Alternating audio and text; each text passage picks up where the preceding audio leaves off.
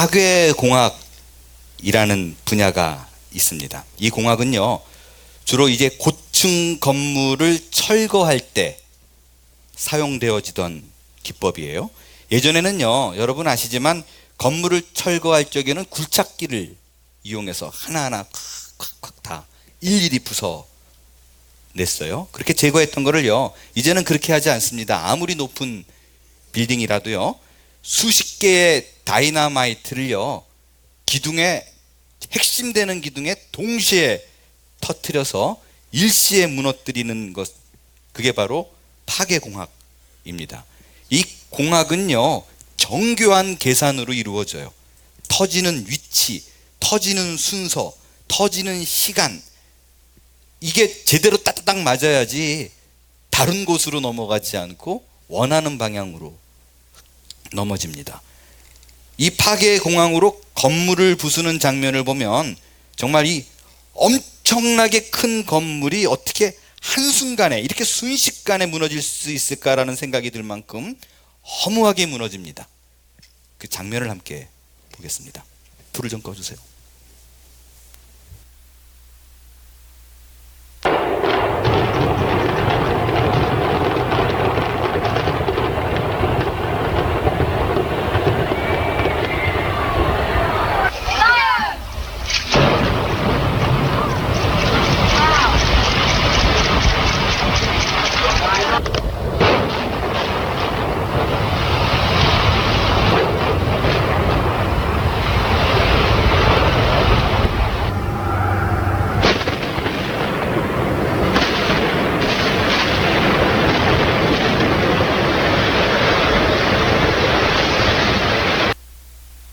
특별히 이 마지막에 무너진 건물 같은 경우에는요, 주의 깊게 보셨는지 모르겠는데 이 건물 둘레가 다 빌딩 숲이잖아요. 그러니까 이렇게 건물이 있으면 가운데부터 우르르 무너지게 만들어서 다른 데 피해가 가지 않게 모아서 무너지는 것을 우리가 폭삭 주저앉아 버리죠. 이 공학의 특징은요, 철거할 건물의 골격 구조를 잘 파악해서요, 큰 힘 들이지 않고 건물의 가장 중심되고 핵심되는 부분을 쓰러뜨려서 수십 년간 잘 지탱해온 건물이 5, 6초 안에 무너져 버립니다. 우리는 지난주에 느헤미야의 인도로 모두가 한 마음으로 하나가 되어서 예루살렘 성벽을 건축해 나가는 걸 살펴봤습니다. 이 성벽 공사는요, 주변 사람들이 예상한 것과는 다르게 굉장히 스피드하게 진행해 나갔어요. 안정되게 열심히 일을 했기 때문에 차분하게 착착착착 계획대로 진행이 잘 됐습니다. 근데 뜻하지 않은 문제가 발생을 합니다. 이스라엘 백성이 간절히 바랐던 그 성벽 재건이 착착 진행되는 것을 보고요, 예루살렘 주변에 있던 이방인 산발랏과 도비아가 이 성벽 건축을 완성하지 못하도록 사람들을 선동합니다. 성벽 재건을 방해합니다. 회방 놓기 시작해요. 여러분, 이 두 사람을 계속 주목해서 봐야 합니다.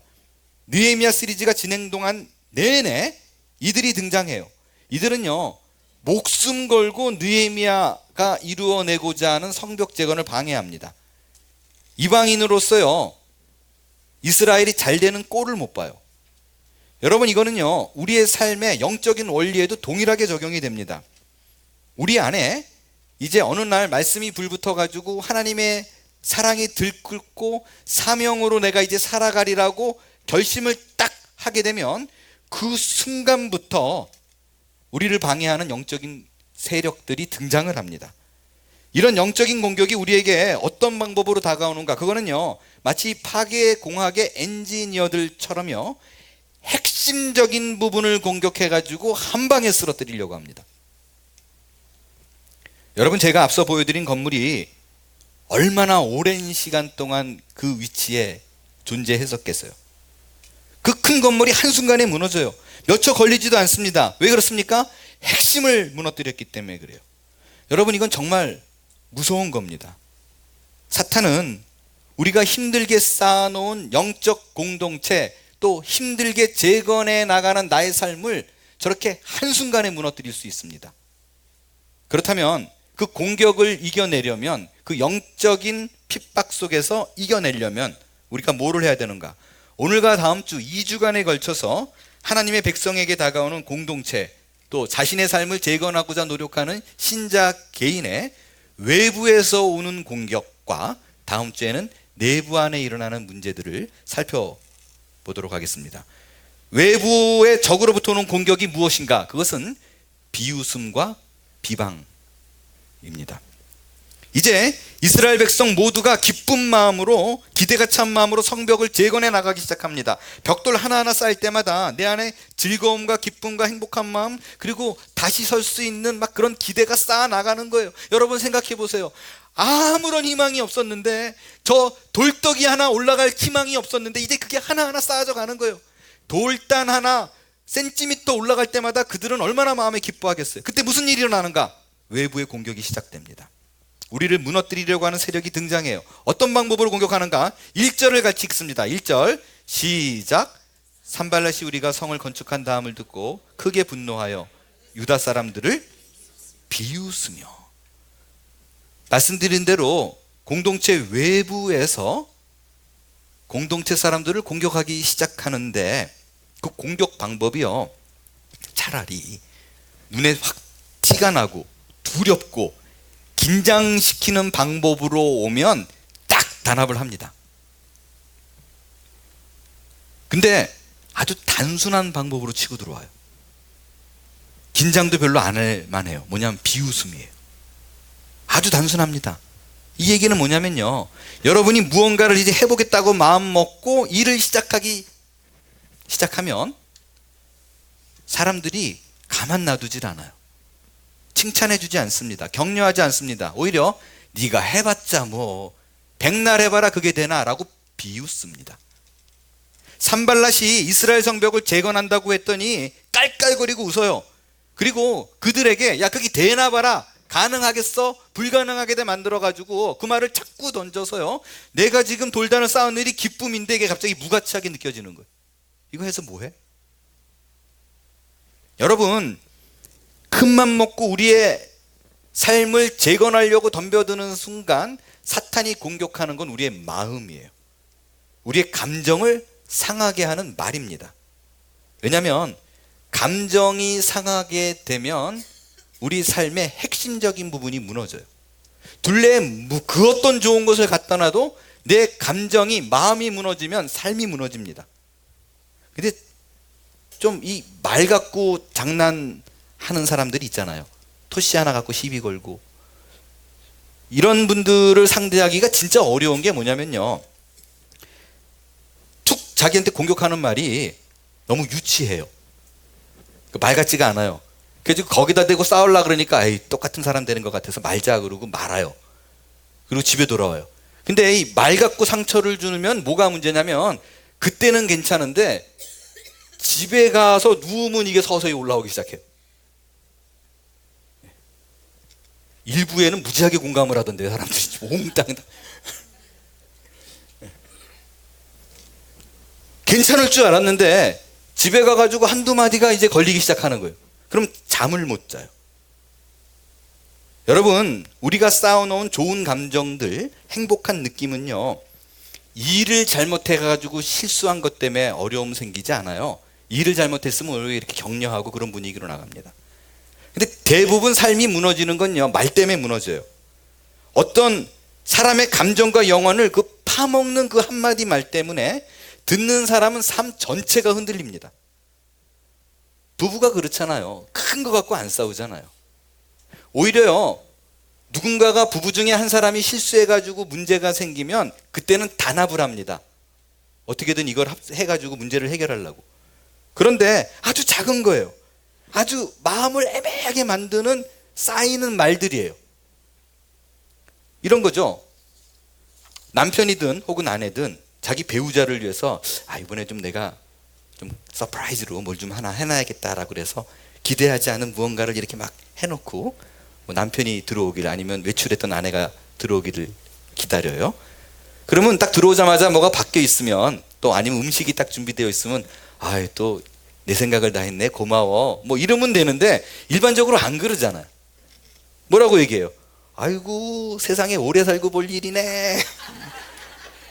이런 것도 다 할 줄 아네. 별일이 다 있어요. 이게 사실은요, 이게 칭찬이잖아요. 무한하니까 하는 건데, 듣는, 특별히 남자들은 칭찬에 약하거든요.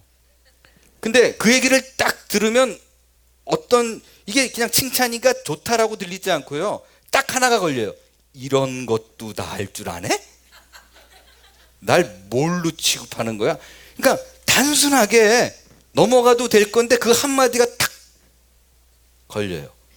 그리고 남자들은 말씀드렸지만 칭찬 한마디 하면, 못 박은 거 칭찬하면 망치 들고 계속 돌아다닌다 그랬잖아요. 뭐 할 거 없나? 그게 남자인데, 뭐 하나 실수를 하면 처음으로 실수한 건데 뭐라 그래요? 맨날 저래 그래요. 한 번 실수했는데. 그러면 이제 그런 게 참다가 나중에 빵 하고 터져요. 이 감정을 뒤흔들어서 잘 나가던 교회가 넘어진 게 있어요. 고린도 교회예요. 고린도 교회예요. 여러분, 고린도 교회는요, 많은 사람들이 부러워할 만큼 은사가 굉장히 많았던 교회예요. 근데 자꾸 이런 사소한 거 갖고 시비가 걸리는 거예요. 사소한 거 갖고 말이 나가기 시작해요.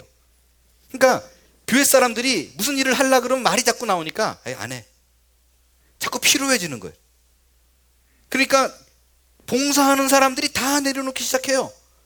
아무것도 아닌 일에 불이 붙어가지고 하나님의 일꾼들이 사역을 내려놓기 시작합니다. 네가 해. 이게 큰 문제로 바뀌어요. 그동안 쌓였던 문제가 팍 폭발을 하는데 언제 터지느냐? 사도 바울이 고린도 교회 안에 있을 때는 안 터져요. 근데 싹 옮겨가서 에베소 교회에서 이제 개척을 해가지고 하는데, 그때 이제 문제들이 벌어지기 시작하는데 이게 걷잡을 수 없이 번져요. 그래서 에베소 안에서 사도 바울이 고린도 교회 교인들을 보고 안타까운 마음으로 쓴 편지가 고린도전서예요. 그래서요, 고린도전서를 읽어보면요, 사도 바울이 이걸 알고 읽잖아요. 그럼 막 구절구절 안타까워하고 애통하는 마음이 막 눈에 드러나게 보입니다. 그래서 여러분 잘 아시는 4장에 보면 너희가 그리스도의 일꾼 아니냐라고 말한 게 이런 뜻이에요. 이게 그리스도의 일꾼이요, 이게 아니라고요. 왜? 사람을 보고 하니 너희는 하나님이 세운 사람인데 예수 그리스도의 피로 빚어진 교회를 위해서 그리스도의 일꾼이다. 그리고 너희가 하는 게 간단한 게 아니야. 단순한 것 같아? 휴지 줍는 거 그거 간단한 것 같아? 하나님의 비밀이라니까. 그 일을 맡기신 하나님을 바라봐야지. 그래서 충성을 얘기하는 거예요. 충성을 얘기하는 거예요. 지금 이스라엘 백성들의 상황이 딱 그대로예요. 느헤미야가 피폐해 있던 이스라엘 땅에 딱 왔어요. 그러니까 분위기가, 사기가 쫙 올라가기 시작했어요. 조국의 부흥이 올 거라는 기대로 열심히 일을 하고 있는데 그때 비웃는 무리들이 등장하는 거예요.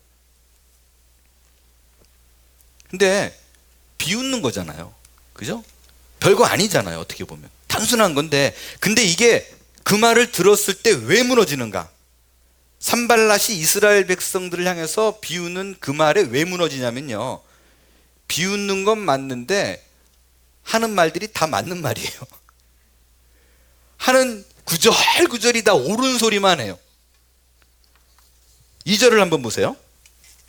자기 형제들과 사마리아 군대 앞에서 일러 말하되 이 미약한 유다 사람들이 하는 일이 무엇인가? 자 보세요. 미약하다 그랬죠. 사실이에요, 아니에요? 사실이에요. 지금 포로 생활 하다가 이제 풀려나가지고 지치고 힘들고 아무 가능성이 없어서 무너진 마음들을 갖고 있어요. 미약해요. 스스로 견고하게 하려는가? 맞잖아요. 이것도 맞아요. 약해지려고 성벽 쌓는 사람 없잖아요. 견고해지려고 쌓는 거예요. 두려워서 쌓는 거예요. 제사를 드리려는가? 맞다니까요. 양문 먼저 쌓았다 그랬죠, 지난주에. 쉽게이트. 제사를 드리려고, 예배를 하려고. 하루의 일을 마치려는가? 열심히 일했잖아요. 52일 만에 완공했다니까요. 얼마나 열심히 했겠어요. 그러니까 지금 내가 쌓는데 누군가가 공격할까 봐 급한 마음으로, 한 마음으로 밤잠도 자자고 막 하는 거예요, 일을. 불탄 돌을 흙무더기에서 다시 일으키려는가? 지난주에 말씀드렸지만 외부에서 돌을 갖고 온 게 아니었어요. 무너지고 파묻혀 있는 걸 꺼내서 불탄 거 씻어서 하는 중이었었어요. 다 맞는 말이에요. 여러분, 누군가가 나를 향해서 비웃을 때 완전히 황당한 얘기를 하면요 이러고 말을 수도 있어요. 왜? 뭐 인정이 안 되니까. 근데 여러분을 쓰러뜨리려고 하는 그런 무리들이 하는 말들은요, 처음에 시작은 황당한 말이 아니에요. 뭔가 그럴듯해 보여. 이거 일리 있는데? 부정하기 어려운 내용들. 근데 말투가 조롱이에요. 아다르고 어다르다 그러잖아요. 그러니까 맞는 말인데 위로와 격려가 아니라 나를 공격하고 조롱하는 게 딱 느껴지면 그때부터 올라오기 시작하는 거예요. 이런 비방과 비웃은 일이 우리 삶에 벌어질 때 어떻게 그거를 듣고 일어설 수 있는가? 첫 번째가 인정입니다. 받아들이는 거예요. 산발락과 이스라엘 백성들이 비웃었습니다. 약해 빠진 것들이 무슨 일을 할 수 있냐고 비웃어요. 근데 이들의 비웃는 말과 태도가 내용이 안 맞는 게 있어요. 맞지 않는 행동이 있습니다. 1절을 다시 한번 보겠어요. 산발랏이 우리가 성을 건축한 다음을 듣고 크게 뭐 했대요? 분노했대요. 유다 사람들을 어떻게 했다고요? 비웃었대요. 지금 산발랏이 하는 말에서요 전혀 어울리지 않는 두 단어가 등장을 합니다. 그건 뭐냐면 비웃는데 분노했대요. 여러분, 분노와 비웃는다는 것은 전혀 어울리지 않는 말이에요. 만약에 여러분 중에 누군가가 화내면서 비웃을 수 있어요? 이거 화내면서 비웃을 수 있는 사람은요, 세상에 이런 일이 뭐 진기 명기 이런 데 출연해도 돼요. 여러분, 화내면서 비웃는 건 앞뒤가 안 맞는 말이에요. 비웃는 건 깔깔거리는 거예요. 배를 잡고 웃어야 되는 일이지 분노가 어울리지 않는 겁니다. 그러니까 둘 중에 하나는 페이크예요. 그죠? 분노가 페이크든지 비웃는 게 페이크든지. 왜 이들이 분노했을까? 이들은요, 분노는 결국 이권에 관계되는 게 나오는 거예요. 두 사람은 이스라엘 백성에게 딱 기생해가지고 착복해가지고 그들을 끌어먹고 사는 사람들이었어요. 산발랏이라는 사람은요, 특별히 페르시아 제국에서 사마리아 총독으로 임명했어요. 그러니까 사마리아에서 자기가 왕이에요. 그러니까 모든 것을 누릴 수 있는 권력이 있었는데 갑자기 느닷없이 그 느헤미야가 교포라 그랬잖아요. 그리고 뭐 이렇게 잘 말도 못하는데 유대인 그 히브리 말도 잘 못하는 느헤미야가 딱 왔는데 이들은 본토백이잖아요. 본토 유대인이잖아요. 피가 섞이지 않는. 그러니까 사람들이 느헤미야가 왔다는 얘기에 갑자기 리더십이 쫙 몰려들기 시작하는 거예요. 그 밑으로. 못 견디는 거예요. 못 견디는 거. 그러니까 나를 비웃고 나를 조롱하는 사람들이 둘레 생기면 여러분들이 그 말, 그 사람이 하는 말, 그 단어, 그 문장, 그 음성, 그 억양에 흔들리면 안 돼요. 그 사람의 의도를 파악해야 됩니다. 그 의도가 파악이 되면 그 문제를 대처하는 건 어렵지 않아요. 그 사람이 하는 말이 아무리 맞는 말이라도요, 의도가 나를 쓰러뜨리려는 것이 너무나 분명하면 흔들리면 안 되잖아요. 굳건히 지켜야 되잖아요. 그리고 말이 완전히 말이 안 되는 얘기를 해요. 그러면 또 흔들릴 것도 없잖아요. 안 되는 말인데. 그래서 그들이 하는 의도가 파악됐을 때 그 수에 넘어가면 안 돼요. 그거는 여러분들이 전적으로 여러분의 마음의 중심을 붙잡는 여부에 달려있다는 얘기입니다.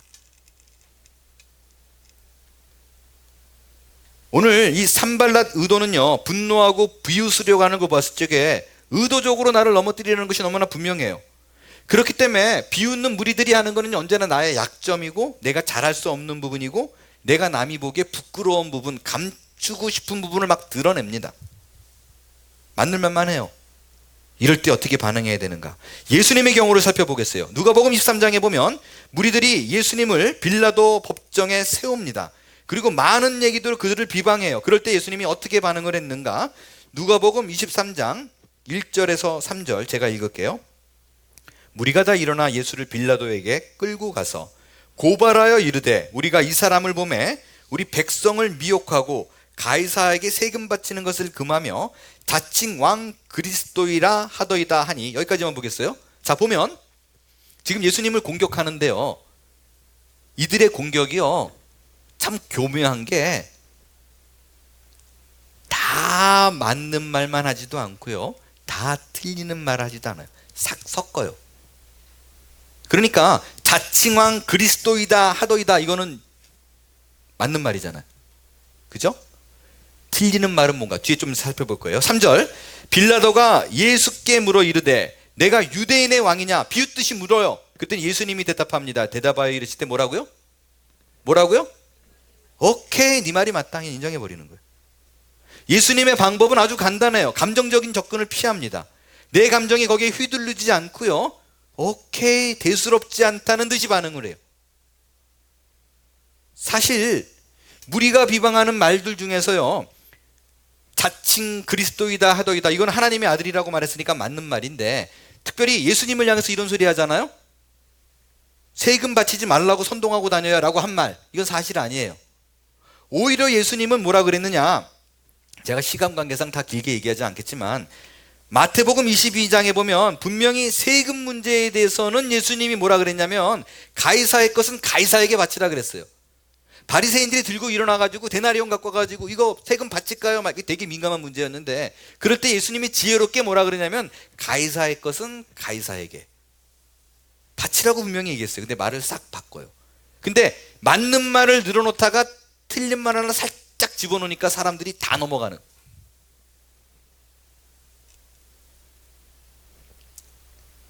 그들이 비방에 반박하려면 여러 가지 조목조목 반박할 수 있겠지만 길게 끌고 가지 않아요. 단순하게 네 말이 맞다. 예수님의 모습 속에서 알 수 있는 건요, 우리를 비방하는 무리들이 살아가면서 없을 수는 없죠. 그럴 때 일일이 찾아가면서 반응하고 변명하고 잘잘못을 시시비비를 따지려고 하지 말고 그러거니 하고 넘기라는 거예요. 네 말이 맞다. 그러니까 예를 들면 이런 거예요.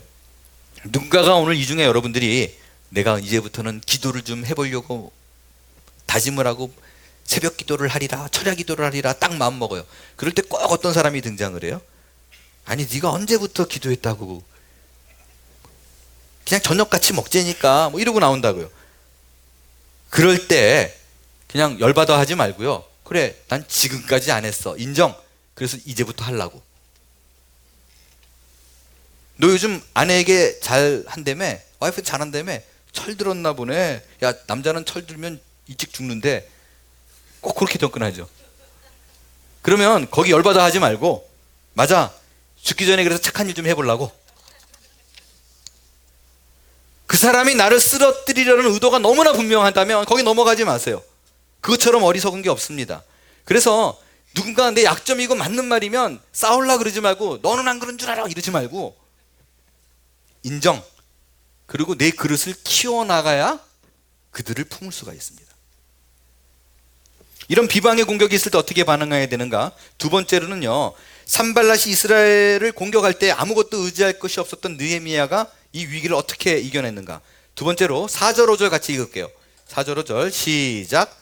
우리 하나님이여 들으시옵소서. 우리가 업신여김을 당하나이다. 원하건대 그들이 욕하는 것을 자기들의 머리에 들리사 노략거리가 되어 이방에 사로잡히게 하시고 주 앞에서 그들의 악을 덮어두지 마시며 그들의 죄를 도말하지 마옵소서. 그들이 건축하는 자 앞에서 주를 노하시게 하였음이니이다 하고, 두 번째입니다. 하나님께 쏟아놓으세요. 느헤미야가 쏟아지는 비방의 소리가 있을 적에 조목조목 사람들에게 따지지 않았어요. 또 그래 나를 비웃어 조롱해 내가 한번 해버리라 뭐 이러고 복수심에 불타가지고 벌벌 뛰지도 않았어요. 혼자 기도합니다. 사람을 만나지 않습니다. 혼자 기도합니다. 자기의 능력을 증명하려고 하지 않습니다. 혼자 기도합니다. 모든 걸 그냥 하나님 앞에 쏟아놓아요. 여러분, 내 영성을 가장 잘 유지할 수 있는 좋은 방법 중에 하나가 혼자 기도하는 거예요. 한적한 곳으로 가는 것입니다. 예수님이 늘 즐겨 사용하시던 방법이에요. 예수님은 하나님이셨지만 인간의 몸을 입었기 때문에 많은 사역으로 인해서 힘이 빠질 때가 있어요. 그때에 누군가 공격할 때 내가 뭐를 해버리라, 증명해버리라 하지 않았습니다. 그때 혼자 기도합니다. 한적한 곳을 찾아갑니다.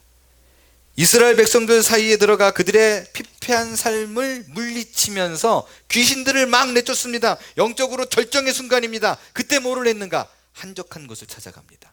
혼자 기도합니다. 그거 놀라운 기적이 그 앞에 벌어집니다. 오병이어의 기적을 일으켜요. 무리들이 막 쫓습니다. 그때 예수님이 어떻게 반응했는가? 따로 산에 올라가 혼자 기도합니다. 제자들을 뽑는 일은 중요한 일이었어요. 교회 스태프들이 구성되어지는 일입니다. 중요한 결정을 앞두고 사람들의 의견을 물어보지 않습니다. 혼자 기도합니다. 예수님은 자신의 영성을 유지하기 위해서 항상 한적한 곳을 찾아가서 혼자 기도했어요. 특별하게 혼자 기도하는 많은 내용들이 있는데요, 특별히 비방을 받았을 때에 예수님이 혼자 기도했을 때의 기도의 내용을 살펴보면요, 비방을 받았을 때 느헤미야가 기도했던 내용과 아주 흡사한 부분이 있습니다. 마태복음 26장 39절을 보겠어요. 여기 보면 예수님께서, 우리 같이 읽을까요? 시작. 얼굴을 땅에 대시고 엎드려 기도하여 이르시되 내 아버지여, 만일 할만하시거든 이 잔을 내게서 지나가게 하옵소서. 그러나 나의 원대로 마옵시고 아버지의 원대로 하옵소서. 그 두 기도의 공통점은 뭐냐면요, 하나님 앞에서 기도할 적에 지극히 본인의 감정에 솔직하다는 거예요. 십자가 앞에서 기도하는 내용이에요. 가장 중요한 큰 사역. 예수님은 이 일 때문에 왔어요. 그죠? 십자가를 지는 건 본인이 마땅히 해야 될 일인 거 뻔히 알아요. 그런데 뭐라고 기도해요? 하나님, 내가 이 일을 잘 감당할 수 있는 힘을 주소서가 아니에요. 못하겠어요. 이 짐이 나한테 너무 무거워요. 정말 안 지고 싶어요. 내가 꼭 해야 돼요? 그냥 안 지고 가면 지나가면 안 되나요? 감정에 지극히 솔직합니다. 이 기도를요, 나 안 하고 싶다고, 하나님이 원하는 거 알지만 하고 싶지 않다라는 얘기를요, 땀이 피가 되도록 기도해요. 본인이 느끼는 감정 그대로를 그대로 표출합니다. 다시 느헤미야의 기도를 보세요. 느헤미야의 기도를 보게 되면, 느헤미야가 비방을 당하고 공격을 당할 때, 공격하니까 하나님 내게 넓은 마음을 주사 그들을 사랑으로 끌어안는 인간이 되게 하소서, 이렇게 안 해요. 소위 말하면요, 정말 가식과 위선 없이 자기의 감정을 그대로 다 쏟아내요. 4, 5절의 내용이 다 이거예요. 하나님, 내가 업신여김을 당해요. 조롱을 당해요. 이거 말이 돼요? 못 참겠어요. 저 저주하고 욕하는 게 나한테 오는 게 아니라 그들에게 임하게 해주소서. 신자의 기도라고 볼 수 어려울 정도예요. 뭐라고 얘기해요? 저들의 죄를 용서하소서가 아니라 용서하지 말아달래요. 다 갚아달래요. 기도로요, 자기의 있는 감정 없는 감정을 다 쏟아내고 있어요. 여러분, 이거는요, 우리의 삶의 재건에 있어서 무너진 부분을 다시 일으킬 수 있는 굉장히 중요한 키 중에 하나입니다. 누군가의 공격으로 인해서 말 못할 비방으로 해서 힘이 드나요? 그때 사람을 찾아가면 안 됩니다.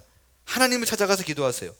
그러나 내가 하나님 앞에 이 문제를 놓고 기도한다는 사실보다 훨씬 더 중요한 것은 뭐냐면요, 기도할 때에 내 감정에 있어서 솔직해져야 된다는 것이에요. 여러분, 화가 나고 억울한 일이 생겼을 때 막 따지고 싶고 들이받고 싶지만 참고 하나님 앞에 나아갔나요? 잘했어요. 잘 참았어요. 이건 위선이 아니라 성숙입니다. 지혜로 가는 길이고 성화로 가는 훈련이라고 저는 믿습니다. 그러나 그 사람들 앞에서는 참았지만 하나님 앞에서는 그럴 필요 없습니다. 하나님 앞에서 내 무너진 감정이 치유가 되려면 내 상한 감정을 그대로 다 표현하는 거예요. 내 느낌을 말하는 거예요. 그럴 때 모든 걸 다 쏟아 놓을 때 하나님께서 내 감정을 치료해 주시고 하나님께서 내가 어떻게 살아가야 될지에 대한 지혜를 줄 거예요. 왜 제가 이것을 이토록 강조하느냐? 많은 크리스찬들이요, 신앙생활하면서 자유롭지 않아요. 무언가 항상 눌려 있어요. 감정에 눌려 있고 생각에 눌려 있고 죄책감에 눌려 있고 이런 거잖아요. 내가 억울해가지고 답답해서 도저히 못 참겠어요. 그래서 기도의 자리에 나옵니다. 그래서 기도하려고 그러는데 여전히 내 안에 누군가를 향해서 미워하는 마음, 분노의 감정이 있으면 기도가 잘 돼요, 안 돼요? 안 돼요. 기도를 하려고 마음 먹으면 하나님이 자꾸 나한테 뭐라 그러는 거 같아요. 인간아, 너 왜 그렇게 사니? 그리고 하나님은 죄를 미워하는 분이잖아요. 근데 본인이 누군가를 미워한다는 거는 죄잖아요. 그러니까 하나님이 내 기도를 분명히 안 들어줄 거라는 생각이 딱 결론이 나요. 그래서 기도의 자리에 나왔다가 아무 말 못하고 돌아가는 경우 적지 않게 봅니다. 그리고 기도 자리에 나와가지고 있으면요, 누군가 끊임없이 옆에서 속삭여요. 뭐라 그래요? 형제와 화목하지 않으면 하나님께서 예물을 받지 않느니라. 이게 말씀에 나오거든요. 예물을 제단 앞에 두고 먼저 가서 형제와 화목하고 그 후에 예물을 드리라. 여러분, 제가 로마서의 부분을, 5장의 부분을 얘기하면서 말씀을 드렸어요. 사탄이 우리를 공격해 올 때 사탄틱하면 우리는 이겨낼 수 있어요. 근데 꼭 말씀을 들고 와서 살살 이렇게, 너 안 돼, 네가 신자야, 이렇게 만들어요. 여러분, 이 말씀은요, 이렇게 하지 않으면 하나님이 네 기도를 안 들어, 너를 버릴 거야 라는 뜻이 아니라니까요. 이 기도의 내용은, 이 마태복음에 나온 내용은 뭐냐면 신자가 살아가야 될 방향과 끊임없이 지도 차원으로 보여주는 거예요. 우리가 어린애들에게 뭐 식사 예절을 가르치고 어른에게 인사할 거를 가르치고 할 때 얘가 쉽게 안 들을 걸 알아도 끊임없이 얘기하잖아요. 이거 해야 돼, 해야 돼. 얘가 말 안 들으면 내 아니야 그러고 버리려고 그러는 게 아니잖아요. 우리는 항상 하나님의 말씀이 무게 있게 짓눌리는 이유는, 그것으로 내가 자유하지 못하는 이유는 성령 하나님으로부터 온 소리 아닙니다. 하나님은 우리 인간적인 생각으로 그렇게 유치하게 우리를 다루지 않는 분이에요. 내 새끼, 내 자식, 내 아들, 딸들이 아파한다는 것에 대해서는 양보가 없는 분이에요. 참지 않으시는 분이에요. 이 사실을 알고 기도하면요, 뭐가 있어도 떳떳하지는 않더라도 기도가 쉬워집니다. 왜 그런 거예요? 시집간 딸이 시댁이 너무 이게 힘들게 해. 그럴 때 엄마 아빠에 와가지고 막 울면서 하소연하잖아요. 시어머니가 어떻고 시누이가 어떻고 막 얘기할 때 보통 엄마들은 야, 너 시누이 말 잘 들어, 시엄마 말이 맞아, 이러지 않잖아요. 그냥 같이 욕하고 안아주고. 그런 똑같은 마음으로 우리를 대하고 계시는 것이 아버지 하나님이십니다. 느헤미야처럼 진솔하게, 하나님, 나 저들 정말 용서 안 돼요. 어떻게 안 돼요? 나 죽을 것 같다고요. 말하세요. 예수님처럼 솔직하게, 나 이거 안 하고 싶어요. 이 짐 지고 싶지 않아요. 다른 사람 하면 안 돼요? 이렇게 말해야, 진솔해야 문제가 해결합니다. 그래야 재건할 수 있어요. 다시 싸울 수 있어요. 여러분 잘 아시지만 제가 상담을 많이 좀 하는 편입니다. 근데 제가 이렇게 겸손한 척 하려고 드리는 얘기가 아니라 실제로요, 저는 제가 내담자들의 문제를 잘 해결하고 지혜 있는 답변을 주는 사람이라고 생각해 본 적이 없습니다. 솔직하게 얘기하면 전도사 때는 좀 그런 줄 알았어요. 전도사 때는 딱 무슨 상담이 들어오면 딱 말하면 오, 너무 멋있어, 내가 말하고도.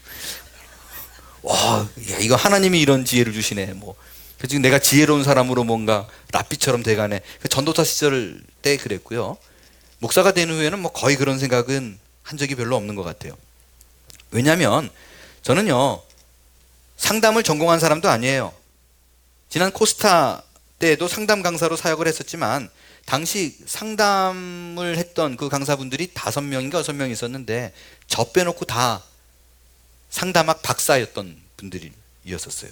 그래서 상담에 대한 전문 지식이 없는 사람입니다. 다만 어렸을 때부터 워낙 별의별 일을 다 겪고 살다 보니까 그 일을 기반으로 해서 이렇게 누가 얘기하면 그냥 이렇게 두런두런 얘기를 잘 나누는 편이에요. 잘 들어줘요. 근데 참 재밌는 거는요, 상담을 할 때 많이 느끼는 건데, 얘기를 충분히 나누고 이분이 일어나서면서 이런 얘기를 굉장히 많이 해요. 목사님하고 상담을 받고 나서 제가 많이 치유가 됐네요. 이제 내가 뭘 해야 될지를 알겠습니다 라고 말하는 분들이 많아요. 근데 많은 경우에, 뭐 다는 아니지만 많은 경우에 사실은 제가 어떤 지침을 주거나 인생을 살아갈 성경의 어떤 부분을 이렇게 제시하거나 그런 경우는 거의 없고요. 거의 대부분 1시간 본인이 다 얘기를 하다가 자기가 정리해요. 본인이 얘기하다가 아, 내가 이거를 해야 되겠구나, 안 해야 되겠구나가 판단이 돼요.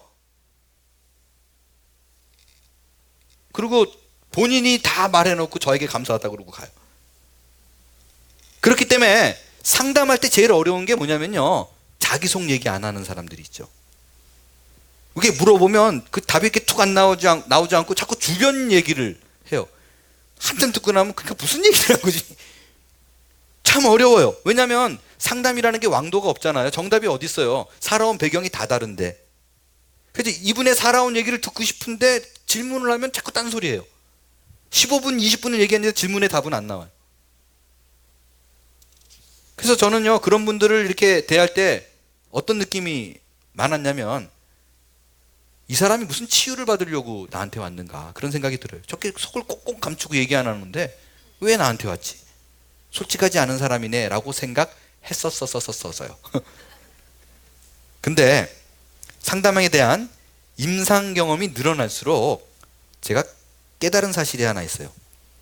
알고 보니까요, 그들이 말을 안 하는 게 아니라 못하는 거예요.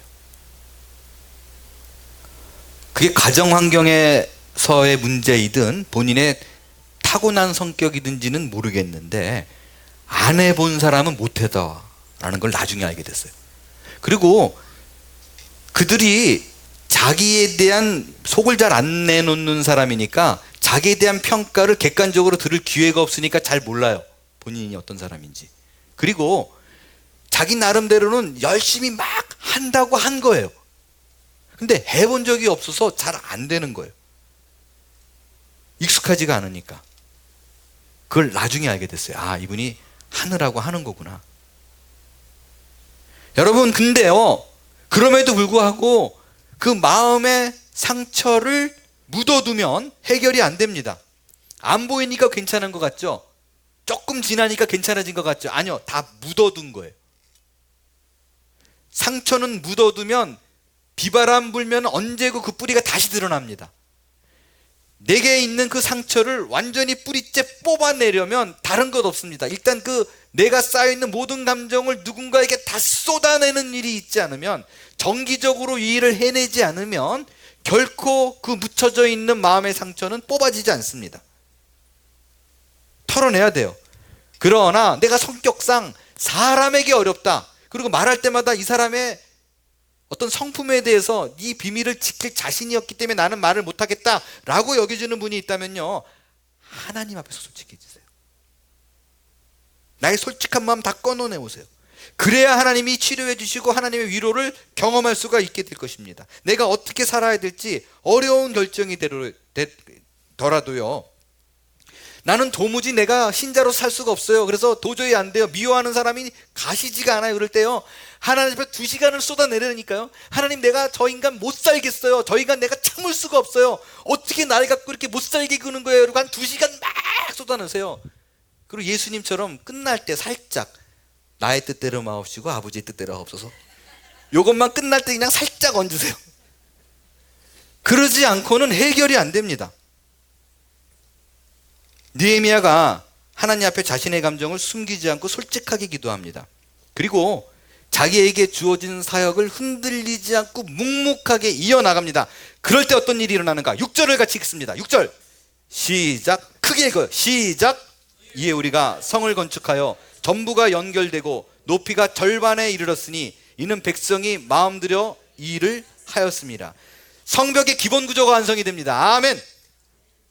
여기 보이는 성벽이요, 말씀드렸지만 다 완성된 거 아니에요. 지금은 완성된 모습을 보고 있지만 절반만 쌓였어요. 오늘 보니까 절반이라 그랬어요. 그래도 한 바퀴가 둘러지니까 반밖에 올라가지 않았지만 이스라엘 백성들이 저 비방의 소리에도 우리가 할 수 있다라는 자신감이 확 올라섭니다. 그게 중요해요. 하면 됩니다. 말씀을 마치면서 여러분에게 권고합니다. 포기하지 마세요. 여러분의 삶에 무너진 부분들 절대로 포기하지 마세요. 포기하지 않으면 반드시 열매 맺게 될 거예요. 하나님만 바라보세요. 하나님께 쏟아 넣으세요. 하나님이시여, 하나님이시여, 주는 나의 하나님 아닙니까? 나의 몸과 마음이 온종일 주님의 응답, 하나님의 응답을 바라보며 기다립니다라고 그분의 이름을 부르며 잠잠히 그분 앞에 엎드려 예배할 수 있게 되길 바랍니다. 그럴 때, 그때 여호와는 나의 빛이여 구원 되심을 확인하는 내 삶 곳곳이 재건되어지는 역사가 모두에게 다 일어날 줄로 믿습니다.